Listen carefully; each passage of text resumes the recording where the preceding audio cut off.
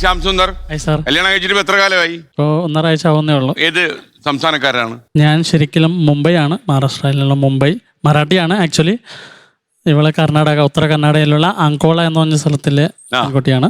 ഇവിടെ കേരളത്തിൽ വർക്ക് ചെയ്തിട്ടുണ്ട്. പേരെന്തായിരുന്നു? മീനാക്ഷി. ഇവിടെ വന്ന് കണ്ടതിന് ശേഷമാണോ നിങ്ങളെ കല്യാണം കഴിച്ചതോ? അതെ അതെ അതെ. പ്രണയമായിരുന്നോ? അതെ. അപ്പം മഹാരാഷ്ട്രയും കർണാടകവും ചേർന്നപ്പോൾ എങ്ങനെയുണ്ട്? ഇപ്പം കേരളത്തിലായതുകൊണ്ട് വളരെ ഭംഗിയായി പോകുന്നു.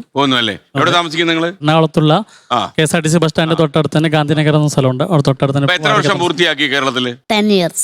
10 കൊല്ലം പൂർത്തിയാക്കി കഴിഞ്ഞപ്പം ഭർത്താവ് മിണ്ടരുതേ. എങ്ങനെയോ കേരളത്തെ കുറിച്ച് എന്താ ഒരു അഭിപ്രായം? केरला गुड, अच्छा है. മലയാളം അപ്പൊ എന്തായാലും ഇഷ്ടപ്പെട്ടു അല്ലേ ഈ നാട്? താങ്കൾക്ക് പിന്നെ നന്നായിട്ട് മലയാളം അറിയാം.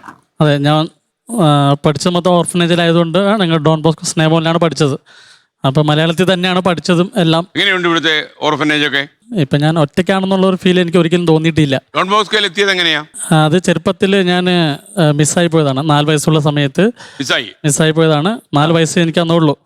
അന്ന് പിന്നെ അതിനുശേഷം ഞാൻ കുറേ ട്രെയിനൊക്കെ തുടച്ചു, സീറ്റിനടിയിലൊക്കെ ഉറങ്ങി. അങ്ങനെ കേരളത്തിലൊന്ന് പെട്ടു. കേരളത്തിലൊന്ന് പെട്ട് എനിക്ക് ഒന്നും കിട്ടിയില്ലായിരുന്നു. ഫുഡ് കഴിക്കാനൊന്നും കിട്ടിയില്ല.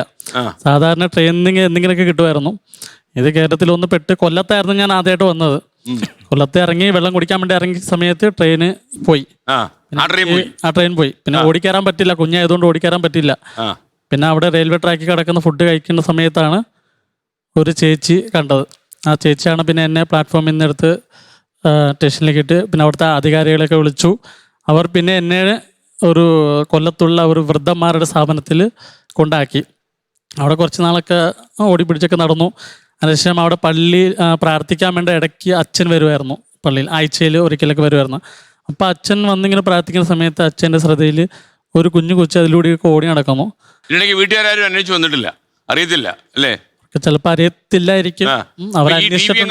ആരെങ്കിലും പറഞ്ഞു വീട്ടുകാരെ അന്വേഷിച്ചു വരുമോ? വന്നാൽ നല്ലത്. അല്ലെ, വീട്ടുകാർക്ക് തിരിച്ചറിയാൻ എന്തുവാ തെളിവുള്ളത് താങ്കൾക്ക്? തെളിവ് എന്ന് പറയാൻ വേണ്ടി ആകെ ഒരു മറുക് മാത്രമേ ഉള്ളൂ.